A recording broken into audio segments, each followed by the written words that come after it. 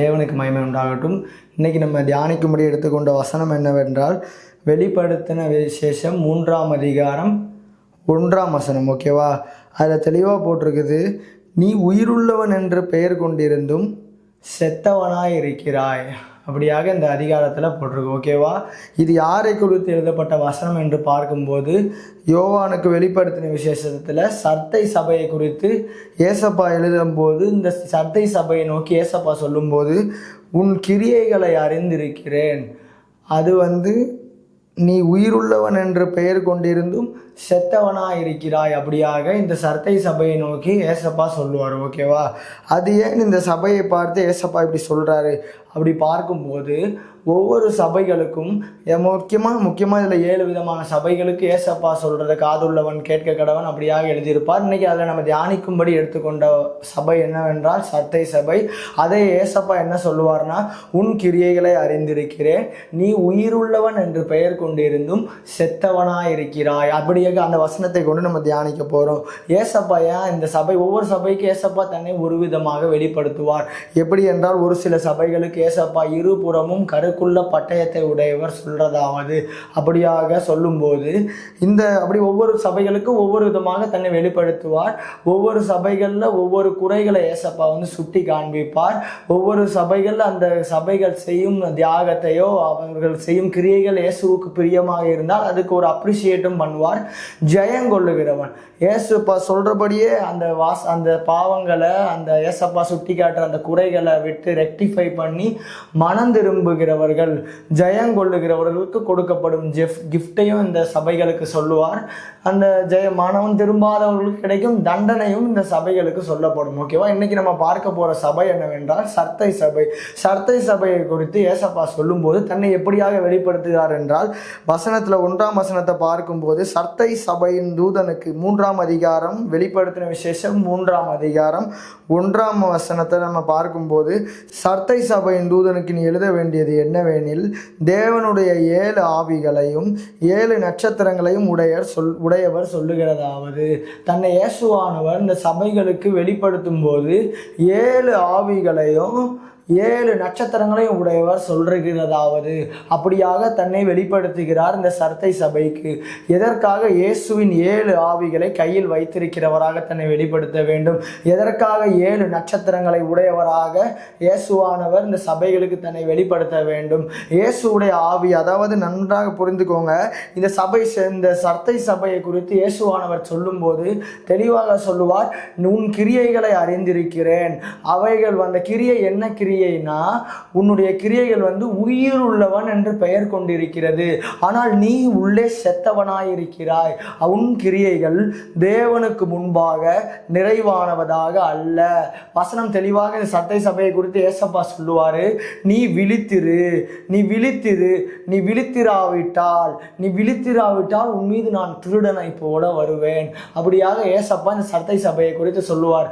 ஓகேவா? எதற்காக? நல்லா புரிஞ்சுக்கோங்க. ஏசப்பா எதற்காக இந்த சபையை நோக்கி நான் 7 ஆவிகளையும் 7 நட்சத்திரங்களையும் உடையவர் சொல்றேன் அப்படியாக தன்னை வெளிப்படுத்துகிறார் என்றால், முதலாவது இயேசுவுடைய ஆவி இந்த சபை செத்த சபையாக காணப்படுகிறது. ஓகேவா? இதன் கிரியைகள் எல்லாம் செத்தது. இது செய்யும் ஆராதனை செத்தது. இவர்கள் செய்யும் ஆக்டிவிட்டிஸ் எல்லாம் வசனம் சொல்லுகிறது செத்ததாக இருக்கிறது. ஆனால் வெளியே தங்களை உயிருள்ளவர்களாக, தங்களை தேவனுடைய பிள்ளைகளாக, தங்களை இன்றைக்கு அதாவது ஒரு விதமாக உயிருள்ளவர்களாக, ஓகேவா, இயேசு கிறிஸ்துவின் பிள்ளைகளாக தங்களை பெயர் கிறிஸ்தவர்களாக காண்பித்து கொண்டிருக்கிறது சர்தை சபை. ஓகேவா? இயேசுவானவர் தெளிவாக தொழியை உரித்து காண்பிக்கிறார். ஐயா, நீ உயிருள்ளவன் அல்ல, உயிருள்ளவன் என்று பெயர் உனக்கு வைத்திருக்கிறது. உயிருள்ளவர், ஒரு பரிசுத்தவான்கள் பெயர்களை உங்களுடைய பிள்ளைகளுக்கோ உங்களுடைய பெயருக்கோ உங்களுடையக்கோ இல்லாட்டி உங்களுடைய சபைகளுக்கோ பெயரை வைப்பதினாலோ நீங்கள் பரிசுத்தவான்கள் அல்ல. உங்கள் கிரியைகள் பரிசுத்தமாய் இருந்தால் நீங்கள் பரிசுத்தவான்கள். ஓகேவா? அதே போல தான் ஒரு எக்ஸாம்பிளுக்கு சொன்னேன். ஓகே, உயிருள்ளவன் என்று பெயர் பெற்றும் செத்தவனாயிருக்கிறாய். அந்த 7 ஆவிகள், முதலாவது இந்த 7 சபைகளுக்கும் ஏசப்பா தன்னை வெளிப்படுத்தி ஏசப்பா சொல்றார், தூதனுக்கு நீ சொல்ல வேண்டியதுன்னு சொல்லிக்கிட்டு கடைசியா ஏசப்பா 7வது சபையையும் சொல்லி முடிச்சுட்டு லாஸ்ட்ல நீங்க வெளிப்படுத்தின 3ஆம் அதிகாரத்துல கடைசியில பார்க்கும்போது இயேசுவினுடைய நிலைமை என்னவென்றால், இதோ நான் வாசல் படி நின்று கதவை தட்டுகிறேன். இயேசுவின் நிலைமை சபைகளுக்கு நல்லா புரிஞ்சுக்கோங்க. ஏசப்பா எதற்காக சபைகளுக்கு வெளியே போனார்? எதற்காக வாசல் படி நின்று கதவை தட்ட வேண்டும்? இயேசுவானவர் எதற்கு வாசலுக்கு வெளியே போனார் என்று நான் சபைகளுக்கு இன்றைக்கு என்னுடைய வாழ்க்கையிலும் உங்களுடைய வாழ்க்கையிலும் உங்களுடைய சபைகளிலும் என்னுடைய சபைகளிலும் இயேசுவானவர் உள்ள இருக்கிறாரா? இல்லாட்டி இயேசுவா, நல்லா புரிஞ்சுக்கோங்க, ஏசப்பா வாசல் படி நின்று கதவை தட்டுகிறாரா? இயேசுவானவர் உள்ள இல்லை என்றால் வசனம் தெளிவாக சொல்லுகிறது, ஏசப்பா ஒரு மனிதனுடைய வாழ்க்கையில என்னைக்கு வெளியே போவார் என்று பார்க்கும்போது, சவுல் என்று ஒரு தேவனுடைய மனுஷன் இருந்தான். அந்த மனுஷன் தேவனால் அழைக்கப்பட்டவன். ஓகேவா? அவனுக்கு கர்த்தர் ஒரு விதமான ஒரு காரியம் சொல்லுகிறார். அவன் நல்லா புரிஞ்சுக்கோங்க, அவனுக்கு ஒரு வார்த்தை கொடுக்கிறார். ஒரு விதமான ஒரு யுத்தத்தில எல்லா ஆடு மாடுகள் எல்லாவற்றையும் கொன்று போட வேண்டும், அப்படியாக அந்த சவுலுக்கு சொல்லப்படும். ஆனா அந்த சவுல் என்ன செய்வார் என்றால், மனுஷர்களை பிரியப்படுத்துவதற்காக, தேவனுக்கு பலியிடுவதற்காக கர்த்தருடைய வார்த்தையை புறம்பே தள்ளி அவருக்கு மனுஷர்களை பிரியப்படுத்துவதற்காக அவர் அந்த காரியத்தை செய்யும் போது வசனம் தெளிவாக சொல்லுகிறது, அவருடைய ராஜ்யபாரம் அவரை விட்டு நீங்கினது. அவரிடத்தில் கொடுக்கப்பட்ட தேவனுடைய ஆவியானவர் அவரை விட்டு எடுக்கப்பட்டு அவருடைய ஆல்டர்னேட்டான தாவீதுக்கு கொடுக்கப்பட்டார். அவருடைய அழைப்பு, அவருடைய அபிஷேகம் அவரிடத்திலிருந்து எடுத்துக்கொள்ளப்பட்டு தாவீதின் இடத்தில் கொடுக்கப்பட்டது. நல்லா இன்னைக்கு நம்ம பார்க்கும்போது இயேசுவானவர் இன்றைக்கு நம்முடைய சபைகளுக்குள்ள இருக்கிறாரா இல்லையா? இது எதற்கு தம்பி சொல்ற அப்படின்னு சொல்லும்போது நல்லா புரிஞ்சுக்கோங்க. இந்த சத்தை சபையை பார்த்து ஏசப்பா சொல்லும்போது, நீ உயிருள்ளவன் என்று பெயர் பெற்றும் செத்தவனாய் இருக்கிறார். இயேசுவின் ஆவியை உடையவன் எப்பொழுதும் செத்த கிரியைகளை செய்வதில்லை. ஏனால் இயேசுவானவர் ஜீவிக்கிறவர், இன்றும் என்றும் சதா காலங்களிலும் ஜீவிக்கிறார் அவர். ஓகேவா? அவருடைய வார்த்தையின்படி வாழுகிறவர்கள் எப்பொழுதும் செத்தவர்கள் கிடையாது.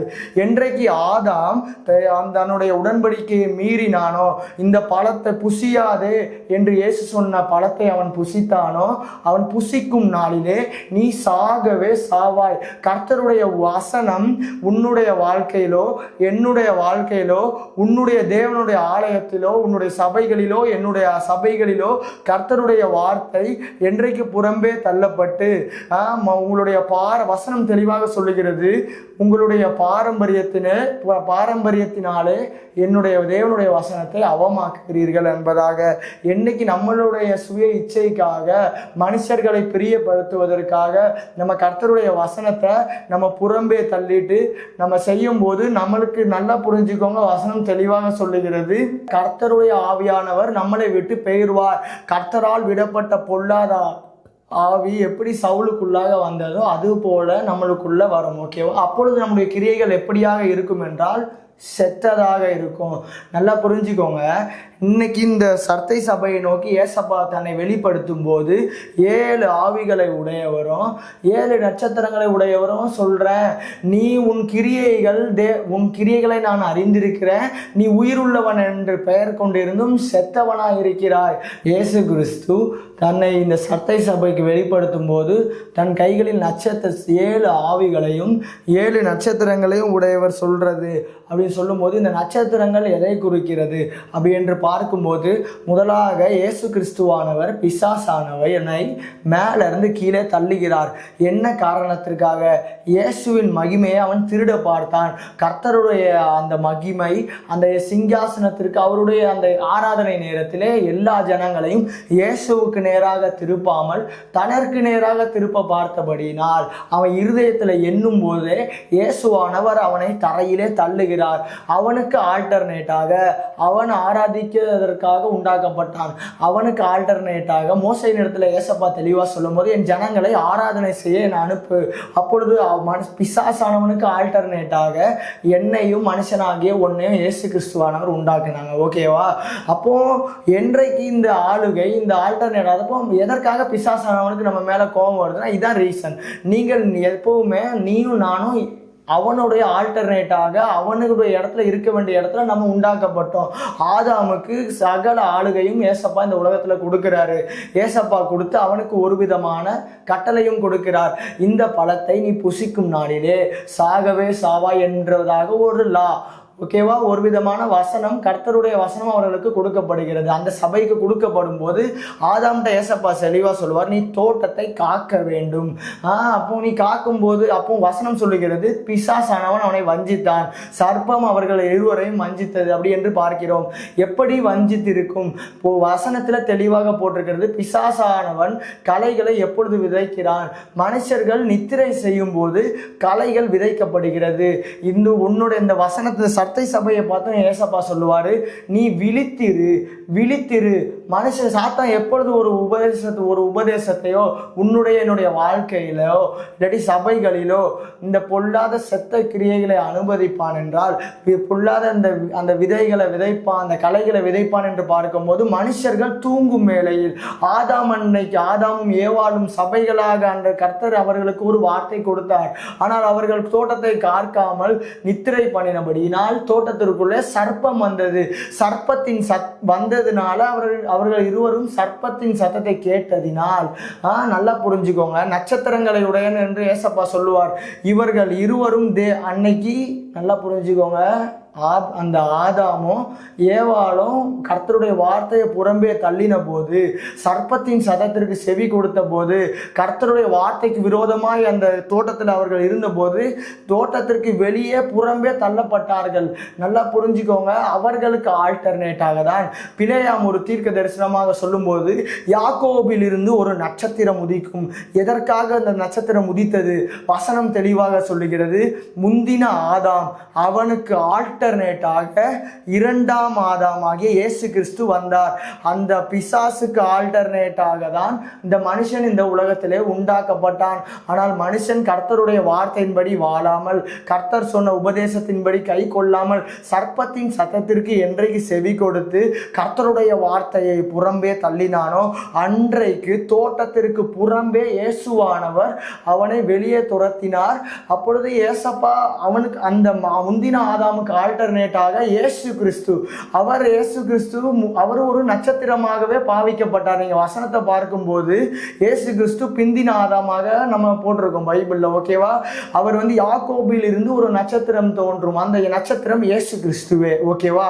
ஓகே. இப்போ ஏசப்பா இந்த சபைகள் இடத்துல சொல்லும் போது, நான் 7 ஆவிகளை அந்த சட்டை சபையை நோக்கி ஏசப்பா சொல்லும் போது, உனக்கு ஆல்டர்னேட்டா நான் 7 நட்சத்திரங்களை உடையவர் சொல்லுகிறாரு. எதற்காக? இப்போ ஏசப்பா இந்த சபைக்கு நல்லா பார்த்துக்கோங்க, இயேசுவின் கையில் 7 ஆவியும் கையிலே இருக்கும். 7 நட்சத்திரங்கள். 7 நட்சத்திரங்கள் என்றால் யார் என்று பார்க்கும்போது, அநேகரை நீதிக்குட்படுத்துகிறவர்கள். இயேசு கிறிஸ்துவை போல இயேசு கிறிஸ்துவின் உபதேசத்தின்படி, இயேசுவின் வார்த்தையின்படியே வாழுகிறவர்கள். அவர்கள் எப்பவுமே இயேசுவின் வார்த்தை கீழ்ப்படுகிறவர்களை இயேசு கிறிஸ்து ஆல்டர்னேட் அந்த 7 நட்சத்திரங்களை கையில் வைத்து கொண்டு இந்த சர்த்தை சபைக்கு இதற்கு ஒரு வாய்ப்பு கொடுக்கப்படுகிறது. இது என்னதான் செத்த சபையாக இருந்தாலும், இதன் கிரியைகள் செத்ததாக இருந்தாலும், இவர்கள் ஆராதனை செத்ததாக இருந்தாலும், இவர்கள் மனுஷனை பிரிவியப்படுத்துவதற்காக கர்த்தருடைய வசனத்தை புறம்பே தள்ளி இருந்தாலும் ஒரு வாய்ப்பு இந்த சர்த்தை சபைக்கு கொடுக்கப்படுகிறது. என்ன வாய்ப்பு என்று பார்க்கும்போது வசனம் தெளிவாக சொல்லுகிறது, நீ விழித்திருந்து சாகுகிறதற்கு ஏதுவானவைகளை. இன்னைக்கு அந்த சபை நிலைமை எப்படி இருக்குதுன்னா செத்து போற நிலைமையில இருக்கிறது. சர்த்தை சபையை பார்த்து ஏசப்பா சொல்லும் போது, நீ உயிருள்ளவன் என்று பெயர் பெற்றும் செத்தவனாய் இருக்கிறாய். இன்றைக்கு சபைகள்ல நல்லா புரிஞ்சுக்கோங்க, இன்னைக்கு சபைகள்ல நிலைமை என்னது அப்படி என்று பார்க்கும்போது, லிட்ரலா இயேசு கிறிஸ்துவின் உபதேசம் நல்லா புரிஞ்சுக்கோங்க, பரிசுத்த ஆவியானவரின் உபதேசம் எப்பவுமே எப்படி இருக்கும்னா, பாவத்தை குறித்தும் நீதியை குறித்தும் நியாய தீர்ப்பை குறித்தும் அவர் கண்டித்து உணர்த்துவார் அப்படியாக வசனம் சொல்லுகிறது. ஓகேவா? எப்போவுமே இயேசு கிறிஸ்துவோடைய அந்த லா, அவருடைய ப்ரீச் எப்போவுமே எப்படி இருக்குன்னா கண்டித்து உணர்த்தும். ஓகேவா? அன்னைக்கு வசனத்தில் தெளிவாக போட்டிருக்கிறது, பேதுருவின் பிரசங்கத்தை கேட்டு அவர்கள் இருதயத்தில் குத்தப்பட்டவர்களாய் சபைக்குள்ளாக சேர்க்கப்பட்டார்கள் என்று வசனம் சொல்லுகிறது. ஓகேவா? அன்றைக்கு உள்ள பிரசங்கத்தில் அந்த காலத்தில் உள்ள இயேசு கிறிஸ்துவுடைய கர்த்தரால் வல்லமையாக எடுத்து பயன்படுத்தப்பட்ட அவர்களுடைய பார்க்கும்போது அவர்களை வைத்து ஏசப்பா பண்ணும் ப்ரீச் கடிந்து கொள்ளுதல். ஓகேவா? அந்த வசனத்தில் ஜீவன் இருந்தது. அந்த வார்த்தை செத்து போனவர்களை உயிரோடு எழுப்பினது. பாவிகள், அந்த பரியாசக்காரர்கள் எப்பேற்பட்ட பாவிகளாக இருந்தாலும் யோவானுடைய பிரசங்கம் எப்படி இருந்தது நீங்க பார்த்தீங்கன்னா, விரியன் பாம்பு குட்டிகளே, அப்படிதான் அந்த காலத்தில் நீங்கள் பைபிளை பாருங்கள், சர்ப்பங்களே, விரியன் பாம்பு குட்டிகளை, நரகாக்கினைக்கு எப்படி தப்பித்துக் கொள்வீர்கள்? அவர்களுடைய உபதேசம் இவ்வளவு கடினமாக இருந்தது. அப்பொழுது அவருடைய வசனம், கர்த்தருடைய வசனம் இரு புறமும் கருக்குள்ள பட்டயம் என்று சொல்லுகிறது. அது குத்தப்பட்டவர்களாகி சபைக்குள்ள சேர்க்கப்பட்டார்கள். இன்னைக்கு நம்மளுடைய சபைகளில் நிலைமை என்ன? கொஞ்சம் கடிந்து பேசணும்னா இந்த விசுவாசிகள் நம்மளுடைய சபைக்கு வராம பக்கத்து சபைக்கு போயிடுவாங்க. அப்ப என்ன செய்யணும்? பட்டயத்தை கொஞ்சம் ஷார்ப்பா கம்மி பண்ணுவோம், கொஞ்சம் மொக்கையாக்குவோம். நீ மொக்கையாக்குனதோட விளைவு என்ன? இன்னைக்கு நம்ம மனுஷர்களுக்கு குத்துகிறது, அவனுக்கு குத்துதுன்ட்டு நம்ம வசனத்தை ஷார்ப்பா கம்மி பண்ணக்கூடாது. நல்லா புரிஞ்சுக்கோங்க. அவன் இப்போ நல்லா புரிஞ்சுக்கோங்க, நீ வசனத்தோட ஷார்ப்பை கம்மி பண்ணதோட நிலைமை, அதோட பின்விளைவு என்ன? இன்னைக்கு உன்னுடைய பட்டயம் குத்துவதாக இல்லை. அவர்களை நல்லா போட்டு தடவி கொடுத்து நீ ஆசீர்வாதமா, நீ அப்படியாக அது எப்படி ஆசீர்வாதம் வரும்? அவன் வசனத்திற்கு விரோதமாய் கர்த்தருக்கு கீழ்ப்படியாமல் வாழ்ந்து கொண்டிருக்கும் போது ஆசீர்வாதம் வரவே வராது. ஓகேவா? வசனத்தின்படி வசனத்திற்கு விரோதமாய் வாழ்ந்தவர்களுக்கு பைபிளில் பார்க்கும்போது பைபிள் படி சாபமே அன்றி வேற ஒன்றும் வராது. நீங்க என்னதான் ஆசீர்வாதம் சொன்னாலும் அவனுக்கு ஆசீர்வாதம் வராது. ஸோ மனுஷர்களை பிரியப்படுத்துவதற்காக இன்னைக்கு நல்லா பார்த்துக்கோங்க, இன்னைக்கு சபைகள் எப்படி நடந்து கொண்டிருக்கிறதுனா, இயேசுவை பிரியப்படுத்துவதற்கு அல்ல, மனுஷர்களை பிரியப்படுத்துவதற்காகவே ஆராதனைகள், மனுஷனை பிரியப்படுத்துவதற்காகவே பாட்டு. இன்னைக்கு இயேசு கிறிஸ்துவானவர் யாரு? கிறிஸ்டியானிட்டியில் பார்க்கும்போது டாப் 1 பிஸ்னஸ். ஓகேவா? உலகத்திலே பெரிய வியாபாரம் என்னவென்றால் இயேசு கிறிஸ்து. ஓகேவா? டாப் 1 பிஸ்னஸ் யாரு? இன்னைக்கு பிஸ்னஸ் யாரை வச்சு அதிகமாக செய்கிறார்கள் என்று பார்க்கும்போது நம்மளுடைய கிறிஸ்டியானிட்டியில இயேசு கிறிஸ்துவ தான் நம்பர் 1 பிஸ்னஸ். ஓகேவா? இன்னைக்கு கிறிஸ்டியானிட்டியில நல்லா புரிஞ்சுக்கோங்க, ஏசப்பா விற்கப்படுகிறார். இதுதான் இன்னைக்கு சபையில ஒரு கேவலமான விஷயம்னு பார்த்தீங்கன்னா, இயேசுவானவர் நம்முடைய சபைகளில் விற்கப்படுகிறார். இயேசு சபைகளில் விற்கப்படுகிறார். நான் எதற்காக சொல்கிறேன்னா, நீங்கள் பாருங்கள், இந்த சத்தை சபையை பார்த்து ஏசப்பா சொல்வார், நீ உயிருள்ளவன் என்று பெயர் பற்றும் செத்தவனாய் இருக்கிறாய், உன் கிரியைகள் தேவனுக்கு முன்பாக நிறைவானது அல்ல. உன் கிரியைகள் என்னது? இயேசு கிறிஸ்து சொன்னபடியே இயேசு கிறிஸ்துவோட வாழ்க்கை வசனம் தெளிவாக சொல்லும். இந்த மோசேவுக்கு ஏசப்பா ஒரு கட்டடம் கட்டுவதற்காக, ஒரு ஆலயமோ என்னவோ ஒன்று கட்டுறதற்காக மலைக்கு மேலே கூட்டு போய் ஏசப்பா தெளிவாக சொல்லுவார். ஒரு ப்ளூ பிரிண்ட் காண்பிக்கப்படுகிறது.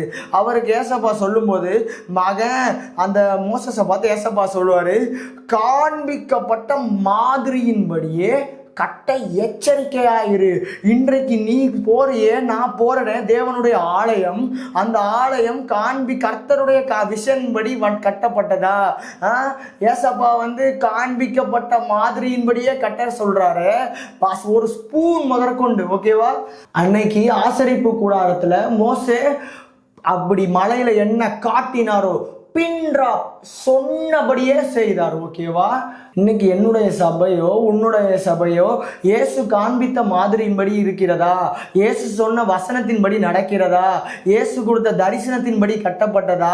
இல்லாட்டி 10 சர்ச்சை ஏறி இறங்கி பார்த்து, ஓ இங்கே இது நல்லா இருக்குது, இந்த கோபுரத்தை எடுத்துக்கிடுவோம், இங்கே இந்த சிலுவை சூப்பராக இருக்குது, அந்த சிலுவையை எடுத்துக்கிடுவோம், இங்கே ஆல்டர் சூப்பராக இருக்குது. தம்பி நல்லா தெரிஞ்சுக்கோ, உனக்கு நீ எத்தனை கோடிக்கு வேணா கோயிலை கட்டிக்கோ, இயேசு கிறிஸ்து கிறிஸ்து உனக்கு கொடுக்கிற ஒவ்வொரு ரூபாய்க்கும் நிச்சயமாக நியாய தீர்ப்பிலே நீ ஊழியக்காரனாக இருந்தாலும் சரி, எப்பேற்பட்ட பிராண்டாக இருந்தாலும் சரி, உன்னிடத்தில் நிச்சயமாக கணக்கு கேட்பார்.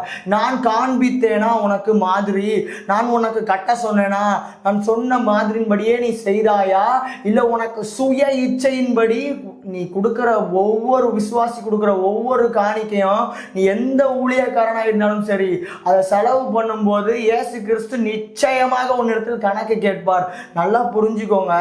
வசனத்தின்படி உனக்கு காண்பிக்கப்பட்ட மாதிரி யார்? அந்த நியாய பிரமாணத்திலே மோசேக்கு காண்பிக்கப்பட்ட மாதிரி ஆசரிப்பு கூடாரம். ஆனால் நம்மளுடைய புதிய ஏற்பாடிலே நமக்கு காண்பிக்கப்பட்ட மாதிரி யார் என்று பார்த்தால் இயேசு கிறிஸ்து. இயேசு கிறிஸ்துவின் வாழ்க்கை எப்படி இருந்தது? பிதாவானவர் என்ன சொன்னாரோ, வசனத்தில் என்ன எழுதியிருக்கிறதோ, எழுத்தின்படியே வசனத்தில் சொன்னபடியே தீர்க்க தரிசனங்களை நிறைவேற்றுவதற்காக இயேசு கிறிஸ்து ஒரு காரியமாய் இருந்தாலும் சரி, அது அவர் சுயமாய் செய்யவில்லை.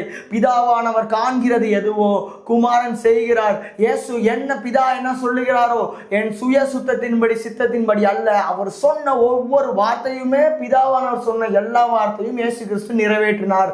இன்றைக்கு என்னுடைய ஐயப்பா சொல்லுவாரு, நமக்கு காண்பிக்கப்பட்ட மாதிரி இயேசு கிறிஸ்து அவர் எப்படி வாழ்ந்தாரோ அப்படி வாழ்ந்தால்தான் நீங்களும் நானும் என்னுடைய சபையும் உன்னுடைய சபையும் நித்திய ஜீவனுக்கும் பரலோக ராஜ்யத்திற்கும் செல்லும். சும்மா மனுஷர்களை பிரியப்படுத்துவதற்கு அவர்களுக்கு ஏற்ற மாதிரி நீ பண்ணி கொண்டு இருந்தாயானால் நிச்சயமாக பரலோக ராஜ்யம் செல்லாது. இந்த சட்டை சபையை சொல்லி கீழே சொல்லும் போது நீ மனம் திரும்புக, அந்த மனம் திரும்பாம போனா அதுல வசனத்துல கீழே பார்த்தனா ஜீவ புஸ்தகத்தில் இருந்து உன்னுடைய பேர் நிச்சயமாக கிறுக்கி போடப்படும். உன்னுடைய சபை நிச்சயமாக கிறுக்கி போடப்படும். நல்லா புரிஞ்சுக்கோங்க. இன்னைக்கு இப்படி இந்த நிலைமை என்னன்னா, இன்னைக்கு சபையில இன்னைக்கு நல்லா பார்த்துக்கோங்க. எந்த பாஸ்டர்ஸா இருந்தாலும் சரி, ஐயா உங்களை குறை சொல்வதற்கு அல்ல, உங்களை நாங்க நல்லா, உங்களை நீங்க நல்லவங்க, நாங்களாம் கெட்டவங்க, நீங்களாம் ரொம்ப நல்லவங்க அப்படி நம்ம நியாயம் தீர்க்குவதற்கும் அல்ல. நீ மனம் திரும்பு. சட்டை சபைக்கு ஒரு வாய்ப்பு கொடுக்கப்படுகிறது. என்னுடைய கையில 7 ஆவிகளுடைய 7 நட்சத்திரங்கள் உடையவர் சொல்றாரு, நீ விழித்து கொண்டு சாகிறதற்கு ஏதுவானவைகளை ஸ்திரப்படுத்து. நீ மனம் திரும்பு. நீ மனம் திரும்பாவிட்டால் திருடனை போட உன் மேலே வருவேன், அதை நீ அறிய மாட்ட. அப்படியாக வசனம் போட்டிருக்குது. ஓகேவா? வசனம் இன்னைக்கு நல்ல சபை போதகர்கள் இந்த வீடியோ பார்க்குற எந்த ஊழியக்காரங்களாக இருந்தாலும் சரி, ஐயா உங்களை நான் குறை சொல்வதற்கு அல்ல, என் கிறிஸ்துவின் மனவாட்டியாக திருச்சபை நீங்கள் இயேசு கிறிஸ்து சொன்னபடியே நடத்தணும். உங்கள் சுய இச்சையின்படி நடத்தாதீங்க. அது எப்பேற்பட்ட காரியமாக இருந்தாலும் சரி. இன்னைக்கு இயேசு கிறிஸ்துவானவர் உங்களிடத்தில் தெளிப்பு ஞானஸ்நானம் கேட்டாரா? வசனத்தின்படி இயேசு கிறிஸ்து எப்படி எடுத்தார் ஞானஸ்நானம்? அவர் ஸ்நானம் முங்கு ஞானஸ்நானம் தான் எடுத்தார். ஓகேவா? பிதா குமாரன் பரிசுத்த ஆவி நாமத்திலோ இயேசு கிறிஸ்துவின் நாமத்திலோ ஞானஸ்நானம் கொடுக்கப்பட்டது. நல்லா புரிஞ்சுக்கோங்க. நீங்க சுய இச்சையின்படி சும்மா எனத்தையாச்சும் தெளிச்சு விடுறது இது வசனத்திற்கு விரோதமானது. ஓகேவா? நீ அதற்கு என்ன காரணம் சொன்னாலும், கள்ள ஞானஸ்நானம் எடுத்தானா, கல்லனை பார்த்தனா கல்லனை தான் பார்ப்பான். ஓகேவா? பக்கத்தில் தொங்குனாரே இயேசு கிறிஸ்து, அவர் ஞானஸ்நானம் எப்படி எடுத்தாரு?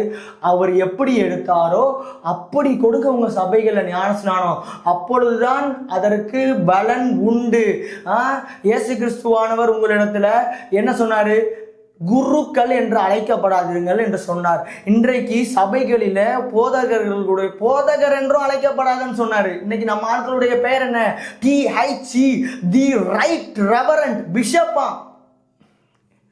இயேசுவே என்னை ரட்சியும். நல்லா புரிஞ்சுக்கோங்க. குருக்கள் உனக்கு பைபிள் என்ன பேர் கொடுத்துருக்குன்னா, நீ சகோதரர்கள், BROTHER அப்படி என்றுதான் நீ அழைக்கப்பட வேண்டும். நீங்கள் குருக்கள் அல்ல, கிறிஸ்துவே குருவானவர். ஓகேவா? கர்த்தருடைய மகிமையை திருடினவர்களை பைபிள் என்ன செய்தது என்றதை நீங்க பாருங்க. நல்லா புரிஞ்சுக்கோங்க. நீங்க கர்த்தருடைய ஆலய தேசப்பா, நீங்க ஆசீர்வாத தட்டை எடுத்தீங்கன்னா உங்களுக்கு ஆசீர்வாதம் வரும்னு சொல்லவே இல்லை. ஈவன சிங்கிள் நல்லா புரிஞ்சுக்கோங்க. இன்னைக்கு விற்பனை விழா. ஓகேவா? இயேசுவானவர் உங்களை விற்பனை விழா செய்ய சொன்னாரா? விற்பனை செய்தவர்கள்லாம் தேவாலயத்திற்கு புறம்பே தள்ளினார். வித்தவனுக்கும் அடி கன்ஃபார்ம், வாங்கினவனுக்கும் அடி கன்ஃபார்ம். நம்மளுடைய புதிய ஏற்பாடுல. பழைய ஏற்பாடு காலத்துல நீ வசனத்திற்கு விரோதமா வாழ்ந்து கொண்டு அந்த இஸ்ரவேல் ஜனங்கள் இருக்கும் போது தீர்க்கதரிசியை கூட்டு அவர் சொல்லுவார், மனுபுத்திரனே, இவர்கள் செய்யும் அருவருப்பை காண்கிறாயா? என்னுடைய பரிசுத்த ஸ்தலத்தை விட்டு என்னை தூரமாக போக பண்ணுகிறார்கள். தம்பி, இது பழைய ஏற்பாடு. புதிய ஏற்பாடுல எங்க அப்பன் ட்ரெண்டே வேற. புதிய ஏற்பாடுல இயேசுவானவர் என்ன செய்வார் என்றால், சபைகள்ல இந்த பிசினஸ் பண்ணிட்டு இயேசுவை வைத்து பணம் பார்ப்பது எப்படி, இயேசுவை வைத்து பணம் சம்பாதிப்பது எப்படி. அன்னைக்கு எருசலேம் தேவாலயத்துல இயேசுவானவர் என்ன செய்வார்?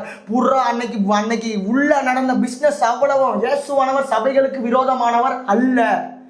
நல்லா புரிஞ்சுக்கோ. இயேசுவானவர் சபைக்கு விரோதமா சாட்டை எடுத்து போறார் என்றால் இயேசுவானவர் சபைக்கு விரோதமானவரும் அல்ல. அன்றைக்கு நடந்தது சபைகளிலே சுத்திகரிப்பு. அன்றைக்கு கர்த்தரை வைத்து இயேசு கிறிஸ்துவை வைத்து வயிற்றை கழுவினவர்களை அவர் தேவாலயத்திற்கு புறம்பே தள்ளி, பழைய ஏற்பாடுல தான் பரிசுத்த ஸ்தலத்தை விட்டு தூரமா போயிடுவாரு, நீ உள்ள சேட்டை பண்ணுன்னு. புதிய ஏற்பாடுல இயேசு கிறிஸ்துவர் உள்ள வந்தாரு, தேவாலயத்திற்கு புறம்பே தள்ளி அவர் புறாவிருக்கிறவர்களை நோக்கி, என்னுடைய ஸ்தலம், என்னுடைய வீடு வியாபார ஸ்தலம் அல்ல, அப்படியாக சொல்லுவாரு. நல்லா புரிஞ்சுக்கோ. Search is not a commercial site, it is a spiritual site, it is a way to eternity. இது பரலோக ராஜ்யம் உங்களை கொண்டு செல்வதற்கு மணவாளனுக்கு ஏற்ற இயேசு கிறிஸ்து சொன்னபடியே அவர் வார்த்தையின்படியே உன்னை உருவாக்குகிற இடம். ஓகேவா? இதுல உட்கார்ந்துட்டு உனக்கு வயிற்றை கழுவதற்கோ பணம் சம்பாதிப்பதற்கோ நோக்கம் அல்ல. நீ நல்லா புரிஞ்சுக்கோங்க ஐயா. இயேசு கிறிஸ்துவானவர் இன்னைக்கு நம்மளுடைய கிறிஸ்டியானிட்டியில இயேசுவானவர் விட்டு தள்ளப்படுகிறார். இன்னைக்கு நீ ஆசீர்வாத தட்டுல பைபிள், செயின், அதுல பழம் எல்லாத்தையும் வச்சுட்டு நீ என்ன துணிகரமா தேவனுடைய ஆலயத்துல நீங்க சொல்றீங்க, இந்த ஆசீர்வாத தட்டை எடுக்கிறவர்களின் தலையில் ஆசீர்வாதம் தள்ளும். தம்பி, தள்ளாது. நீ நல்லா புரிஞ்சுக்கோ. ஆசீர்வாதம் நிச்சயம் வராது. நீ சபைகளிலே எளியவர்களை ஒடுக்கிறபடியினால் நீ அடுத்த ஜெனரேஷனுக்கு என்ன கற்றுக் கொடுக்குற? நீ என்ன தப்பு அதை எடுக்கிறவன், அந்த ஆசீர்வாதத்தை எடுக்கிறவன அந்த கீழே உள்ளவன் பார்த்துக்கிட்டே இருப்பான். ஐயா இவன் குடிகாரன், ஐயா இவன் தம் அடிக்கிறவன், ஐயா இவன் விபச்சாரக்காரன், ஐயா இவன் ஊரை விட்டு உலையில் போடுகிறவன். ஆனால் இந்த பாதிரியார் என்ன சொல்றாரு? இந்த ஆசீர்வாத தட்டை எடுக்கிறவர்களுக்கு ஆசீர்வாதம் வானத்திலிருந்து ஊற்றும். ஏசப்பா இவன் சிங்கிள் வசனத்தில் எழுதப்பட்டிருக்கிறதா ஆசீர்வாத தட்டு எடுக்கும் போது ஆசீர்வாதம் வரும் என்று? இது கிடையவே கிடையாது. நல்லா புரிஞ்சுக்கோங்க. நீங்க விற்கிறது ஆசீர்வாத தட்டு அல்ல, இயேசு கிறிஸ்துவை. அன்றைக்கு புறா விற்கப்பட்டது எருசலேம் தேவாலயத்தில். இன்றைக்கு புறா வடிவிலான பரிசுத்த ஆவியானவர் விற்கப்படுகிறார். ஒரு அற்புதம், ஒரு வியாதியிலிருந்து சுகமாயிடக்கூடாது. ஏசப்பா ஒரு ஹீலிங் பண்ணிடக்கூடாது. உடனே அப்படியாக இந்த வியாதியிலிருந்து நீ சுகம். ஊழியக்காரன் சொல்றதை கேளுங்க. இந்த வியாதிகளிலிருந்து நீ சுகமானா, நீ இந்த வியாதிக்கு போய் ஹாஸ்பிட்டல்ல போய் நீ ட்ரீட்மெண்ட் பண்ணா எத்தனை லட்சம் செலவாயிருக்கும். இயேசுவானவர் கத்திப்படாம உனக்கு ஈஸியா வியாதியிலிருந்து இயேசுவின் நாமத்தால் சுகம் தந்தார். நீ என்ன செய்யணும்? காணிக்க அங்க ஹாஸ்பிட்டல்ல பில் எவ்வளவு பே பண்ணுவ? தூக்கி அப்படிங்க ஹாஸ்பிட்டல்ல போடு. சாரி, இங்க சர்ச்சில் தூக்கி போடு. இது நல்லா புரிஞ்சுக்கோ. இதுதான் இயேசு கிறிஸ்துவை விற்கிறது. ஓகேவா? நல்லா புரிஞ்சுக்கோங்க. இது யாரையும் குறை சொல்லுவதற்கு அல்ல. எல்லாம் இதை நல்லா புரிஞ்சுக்கோங்க. நானும் வாரம் ஒரு பாரம்பரிய சிஎஸ்ஐ சபைக்கு போற பிள்ளை தான். ஓகேவா? நான் யாரையும் குறை சொல்ல. ஐயா, இந்த வீடியோவை பார்க்கிற ஊழியர்களாக இருந்தாலும் சரி, விசுவாசிகளாக இருந்தாலும் சரி, வசனத்திற்கு விரோதமாய் உன்னுடைய வாழ்க்கையிலோ என்னுடைய வாழ்க்கையிலோ நம்மளுடைய இந்த ஊழியத்திலேயோ சபைகளிலோ என்றைக்கு நடக்கப்படுகிறதோ, ஏசப்பா பார்த்துக்கிட்டு நீ பண்றதெல்லாம் பார்த்துக்கிட்டு சும்மா இருக்க மாட்டார். அன்றைக்கு நல்லா புரிஞ்சுக்கோ. வசனம் சொல்லுகிறது, நீ விழுத்திராவிட்டால் இந்த கள்ள உபதேசம் எப்படி இந்த நம்மளுடைய சபைகள்ல இவ்வளவு துணிகரமா இயேசு எதெல்லாம் செய்யக்கூடாதுன்னு சொன்னாரோ அது அவ்வளத்தையும் துணிகரமா சபைகளுக்குள்ள இன்னைக்கு நடந்து கொண்டிருக்கிறது. இப்படி எப்படி நடந்தது? வசனம் சொல்லுகிறது, இந்த சட்டை சபையை செத்த சபை. இந்த வசனம் சொல்லுகிறது சட்ட சபையை பார்த்து இது விழித்திருக்க வேண்டும். நீ விழித்திருன்னு சொல்லுது. தூங்குற சபை. நீ உட்கார்ந்து இன்னைக்கு ஊழியக்காரனுக்கு நல்லா புரிஞ்சுக்கோங்க. இது வசனத்தின் அடிப்படையில் இன்றைக்கு ஊழியங்கள் நடக்கவில்லை. இன்னைக்கு ஊழியத்திற்கும் இயேசுவுக்கும் என்ன சம்பந்தம்? நீங்க நல்லா அதை நோட் பண்ணி பாருங்க. இந்த வசனத்தையும் ஊழியத்தையும் மேட்ச் பண்ணி பாருங்க. இது யாரையும் குறை சொல்றதுக்கு அல்ல. நீ இந்த வசனத்துக்கு விரோதமாய் வாழ்ற கூட்டமா இருந்தனா, ஐயா உங்க காலில் விழுந்து கெஞ்சி கேட்கிறேன், இயேசு திருடனை போல வருவார். நீ மனம் திரும்பாத பட்சத்தில் வசனம் சொல்லுகிறது, நான் திருடனை போல வருவேன். நீ விழித்திராவிட்டால் மனம் திரும்பாவிட்டால் இல்ல, விழித்திருக்காவிட்டால் திருடனை போல வருவார். எதற்காக வருகிறார்? இந்த தூங்கி கொண்டிருக்கிற சபைகளே தெளிவா கேளுங்க. நீங்க தூங்கிட்டே இப்படி இருக்கும்போது பிசாசானவன் அவ்வளவு கள்ள உபதேசங்களையும் அவ்வளவு கள்ள ஓநாய்களையும் அனுப்புவான். உன் கிரியைகள் இப்படி செத்து போனதாக தான் இருக்கும். நீ தூங்கிட்டே இருக்கிறனால தான் உனக்கு வசனத்துக்கு விரோதமா நீ வாழ்ந்து இன்னும் உனக்கு உணர்வு அடையல. இன்னைக்கு வசனம் உனக்கு ஒரு வாய்ப்பு கொடுக்கிறது. உனக்கு ஆல்டர்னேட்டா 7 நட்சத்திரம் கையில இருக்குதுப்பா. உனக்கு ஆல்டர்னேட்டா 7 ஆவி கையில இருக்குது. ஆனா உனக்கு ஒரு வாய்ப்பு கொடுக்கப்படுகிறது. நீ விழித்திரு. நீ சாக போற, நீ சாகிறதற்கு ஏதுவா இருக்கிற உன் கிரியைகளை நீ ஸ்திரப்படுத்து. உன் கிரியைகள் தேவனுக்கு முன்பாக நிறைவானது அல்ல. நீ வசனம் சொல்லுகிறது, நீ உயிருள்ளவன் என்று பெயர் பெற்றும் செத்தவனாய் இருக்கிறாய். சோ நல்லா புரிஞ்சுக்கோங்க. நீ விழித்திருக்கா விட்டால் அன்னைக்கு ஆதாம் ஏவாள் என்ன செய்தார்கள்? ஒழுங்கா காவல் காக்காம தூங்கினபடியினால் அன்றைக்கு தோட்டத்திற்கு புறம்பே தள்ளப்பட்டார்கள். அவர்களுக்கு ஆல்டர்னேட் ஆகிய இயேசு கிறிஸ்து நட்சத்திரமாக வந்தார்.